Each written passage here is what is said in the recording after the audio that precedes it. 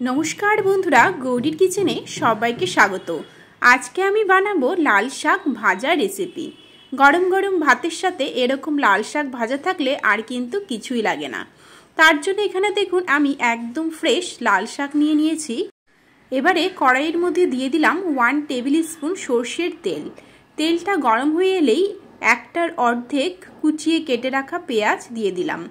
पेंयाजटाके 1-2 मिनिटेर जोन्नो नेड़े चेड़े निये 7 থেকে 8টা কুচিয়ে কেটে রাখা রসুন দিয়ে দিলাম। রসুনটাকেও ঠিক একই ভাবে 1-2 মিনিটের জন্য ভেজে নেব। ভাজা ভাজা হয়ে এলেই আমরা এর মধ্যে দিয়ে দেব 4 থেকে 5টা চেরা কাঁচা লঙ্কা। এখানে ঝালটা অবশ্যই নিজেদের স্বাদ অনুযায়ী কম বেশি করতে পারেন। এবারে আমরা এর মধ্যে কুচিয়ে কেটে রাখা লাল শাকটা দিয়ে দেব।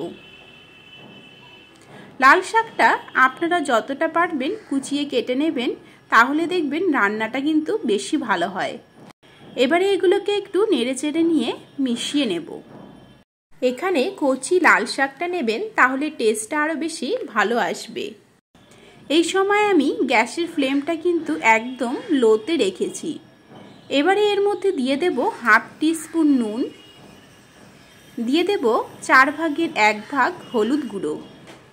নুন ও হলুদটাকে এবারে শাকের সাথেই ভালোভাবে নেড়েচেড়ে নিয়ে মিশিয়ে নেব। এই সময় অবশ্যই নুনটা দিয়ে দেবেন, তাহলে কিন্তু শাকটা খুব তাড়াতাড়ি সেদ্ধ হয়ে যায়। মেশানো হয়ে গিয়েছে। এবারে আমরা গ্যাসের ফ্লেমটা লোতে রেখেই 5 মিনিটের জন্য ঢেকে রেখে রান্না করে নিচ্ছি। 5 মিনিট পরে ফিরে এলাম। দেখুন শাক থেকে কিন্তু জল বেরোতে শুরু করে দিয়েছে।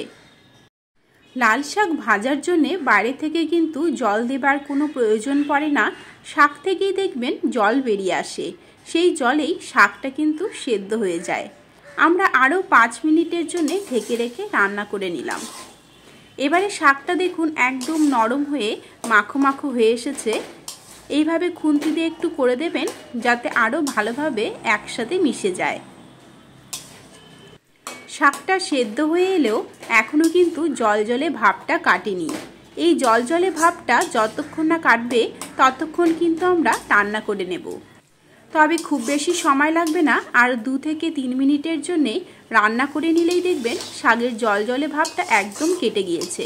ঠিক এইভাবে শাকটাকে রান্না করে নিতে হবে, তাহলে কিন্তু শাকের টেস্টটা সব থেকে বেশি আসবে। ঠিক দেখুন এইরকম হলেই বুঝতে হবে একদম কমপ্লিট হয়ে গিয়েছে আজকের এই শাক রান্না। তাহলে বন্ধুরা আমি এবারে গরম গরম ভাতের সাথে পরিবেশন করব লাল শাক ভাজা। আপনারা কিন্তু একবার এইভাবে রান্না করে দেখতেই পারেন।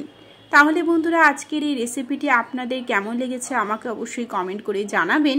ভালো লাগলে আমার চ্যানেলটিকে সাবস্ক্রাইব করে নেবেন, লাইক ও শেয়ার করবেন।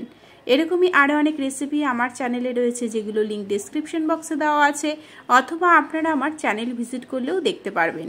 তাহলে বন্ধুরা আজকের মতো এখানেই শেষ করছি। দেখা হবে নেক্সট রেসিপি নিয়ে। নমস্কার।